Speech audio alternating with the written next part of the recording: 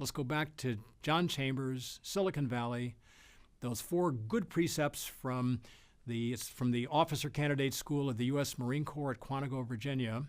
Think about Charlene Barshevsky. Think about the problem with necklace trading.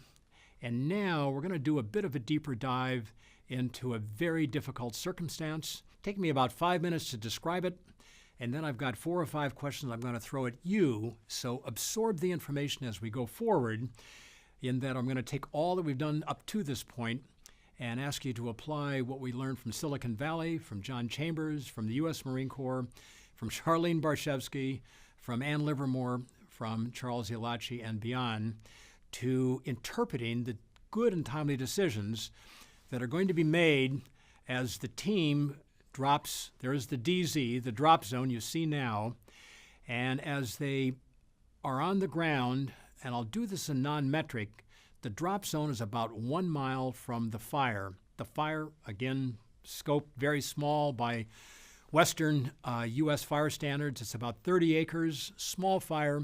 Fires like this start all the time with a lightning strike. That's what happened here. It's a very dry and combustible area. It's early August, rather. And thus, as you hit the ground, the drop zone, with a total of 16 firefighters, you're going to be heading towards that fire about a mile away in a relatively routine operation. They've been doing this dozens of times across the summer months. As I said already, it's August 5th. And at 5 o'clock, after the team is on the ground at 4, the team leader, the team manager, this could be you, age 33, his name is Wagner Dodge, simply turns to the other 15 members of his team and says, "Let's go." 3 words, "Let us go, let's go." And the team heads down, there's the arrow, towards the fire, about a half mile on its way to the fire area. And now the manager of this team, without explaining himself, in fact, behind the scenes, other firefighters refer to him as a man of few words, technically brilliant, but very often almost saying nothing. And true to form, when he gets to that half mile point between the drop zone and the fire, he turns to the team and he says, "All right, everybody, stay here, eat something, I'll be back." And now, to add to a point to anybody's good and timely decision-making template, he heads towards the fire, the team leader, the team manager, to give it a fancy or maybe a more academic phrase, his due diligence. What that means is nothing more than knowing what our strategy is, which is to safely put out the fire. I've now got to check to see, can we do it from this side? What are the fire conditions I should be savvy about? Due diligence. By the way, he's doing that by himself. Keep note of that. As he comes close to the fire, his name is Wagner Dodge, age 33, 9 years of experience. He abruptly turns around and goes back to where the team is, finishing off their sandwiches. And to give that a time point, the lunch spot, that first arrow, they began at 5 o'clock, and they get to the head of that first arrow at about 5:20. He's now come back, and he says to the team, without explaining what he saw, which was very bad news, I'll come to that in just a second, I want you to go directly down on the chart here. I want you to go down the mouth of the gulch to river's edge. By the way, the river is the Missouri River. It originates in Montana. Most Americans, myself included, didn't appreciate that till I went there. And thus he sent 15 firefighters without himself down to river's edge. In the meantime, he's going back to the drop zone, and that's that upper wavy arrow that actually has an arrowhead back at the DZ just to the right. He doesn't explain that. He doesn't explain why the firefighters have been sent down to the mouth of the gulch. And that's characteristic of Wagner Dodge. Everybody says behind his back who've worked with him, he's a man of few words. Technically brilliant, 9 years of experience, 4 front line, 5 years now as a team manager, and he knows how fire behaves. But he never seems to really want to put that into words in any form whatsoever. And thus, the team begins to head down to the mouth of the gulch without the boss. The team manager has gone back to the drop zone for reasons unexplained. That's that upper arrow. Now, if you were on that team, let's say a person being managed by Wagner Dodge, I'd like you to now calculate, or maybe just try to understand, why has he sent you down to the mouth of the gulch? If we had an opportunity to talk about that pretty quickly, we're all saying that because I didn't mention this, I'll mention it now, because of a wind, very strong, gusty blow that's coming from the lower right-hand corner heading up towards the upper left-hand corner is probably hitting 40 miles per hour. This fire is very dangerous. It could blow up. And what Wagner Dodge also discovered when he got close to the fire, doing his due diligence, good that he found this out, is that the material on the ground is very dry, very thick, very combustible, more so, more dangerous than what he could see from the aircraft as he circled twice around the drop zone. So he's got 16 people now in potentially a lot of harm's way. So the firefighters are now heading to the mouth of the gulch. To come back to my question, I'd like you to think for a second, the first of 5 questions. Why have you been sent down to the mouth of the gulch? Well, some of you are thinking, no doubt, that it's to get around call it the leeward side of the fire. The fire is blowing away from you, harder to stop it, but a whole lot safer. Secondly, though, very important, firefighters then knew this, if you have a stream, a lake, a swimming pool, an ocean close by, if the fire goes nuts, begins to spread, blows up, to use the phrase of that particular profession, then you simply get into the water. To become a firefighter, ironically at that time, you had to pass a swimming test, and you will survive any fire condition. So the firefighters, they are thinking, as I hope you've thought too, we're going to the leeward, safer side, consistent with the strategy. Safety first is the top of the strategy for a firefighter. And also, we are thinking about worst case scenario. Got part of the manager's template, if you will. Got to think about worst case, what can go wrong, and we got to guard against that. Got to be ready to bring over optimism down so it's extremely realistic. With that being said, I'm going to take us now to the next point. Wagner Dodge, that's the name of the firefighter in charge. The manager of this team gets up to the drop zone, comes racing back, and overtakes the team at about 5:20 p.m. So there's a final arrow I've drawn, a little hard to see there, in the middle of the gulch.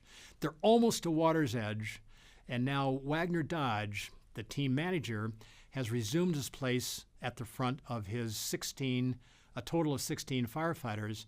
And by the way, for the last few minutes, the number 2 person, momentarily this is going to figure into the architecture of the moment, the number 2 person, his first name is Bob, when the incident commander, as the title goes, when Wagner Dodge went back to the drop zone, the number 2 person temporarily becomes number 1. That's the protocol. The number 2 person's name is Bob, Robert Sally, French-Canadian name, is feeling probably pretty good about the fact that even though he's age 17, he's actually the front leading firefighter, only temporarily, but for a moment, he's the team manager. But now it's 5:40, and again, thinking strategically, for strategic intent, where does the intent come? Well, we got to think strategically. I'd like you to take just a couple seconds here, and if you're the team manager, what are you thinking? Right now it's 5:40 p.m. on this fateful day, August 5th of a summer. What are you thinking about in light of what we've talked about so far, and even go back to the section of this whole course on strategies? So just take a second, think through what's on your mind or should be on your mind. Good. Sure enough, you're thinking about the condition of the people behind you. Got to worry about the people in our organization. Are they fit? Are they staying with us? Got to think about where we could hunker down at nighttime, kind of forward planning. Got to understand what the fire's doing. I have to appreciate, do we have the right equipment?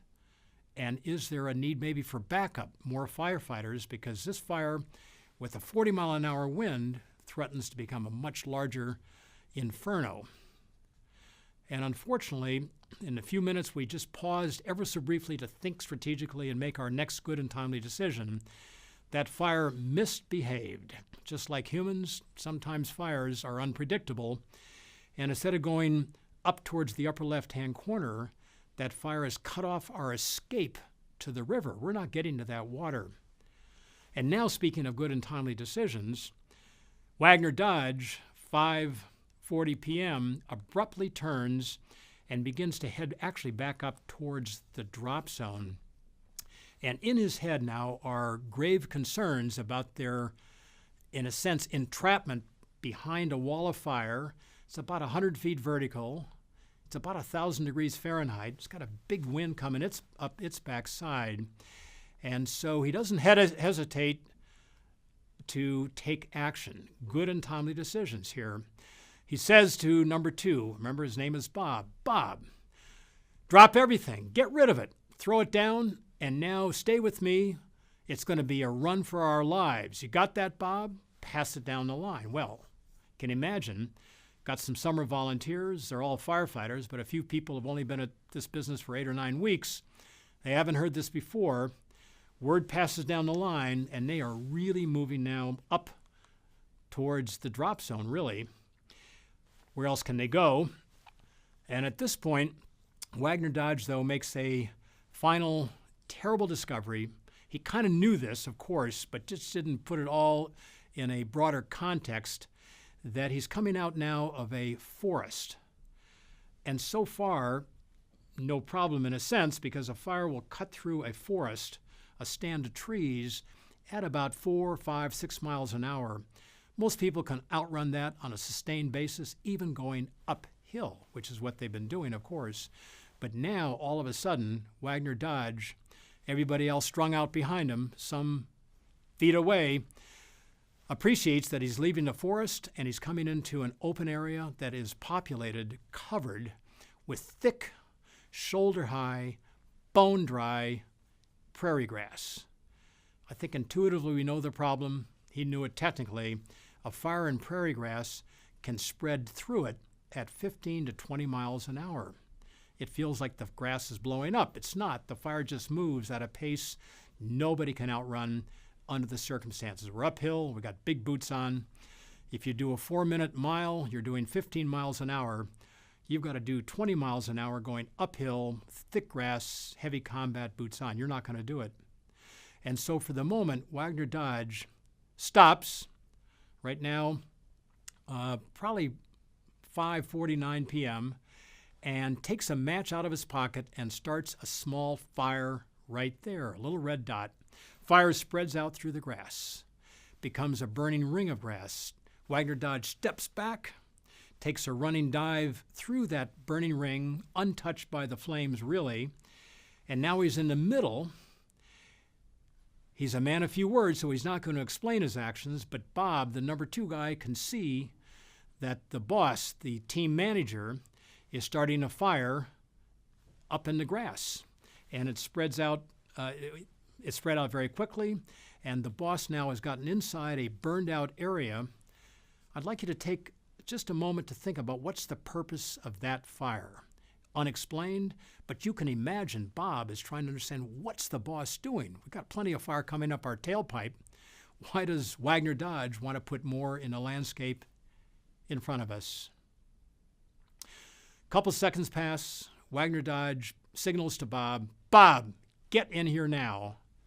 And Bob, for reasons I'm going to have you think about, start thinking right now about this decision, decides to go left, and he goes up over a cliffside or kind of a cliff crest and plunges into the next valley over to the left of the screen there.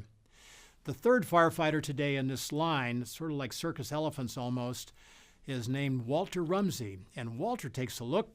Does he follow the guy he's been following? Does he follow the team manager, you? He doesn't understand necessarily what that fire is all about.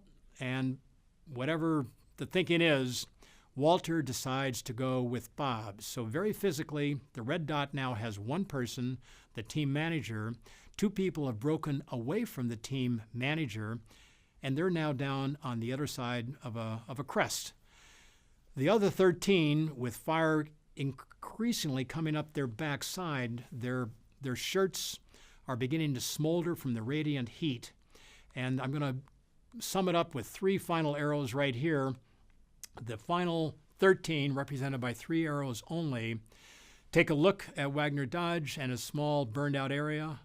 They kind of appreciate, we think, that 2 ahead of them had gone over to the left, but they're in the thick prairie grass when the fire does overtake them.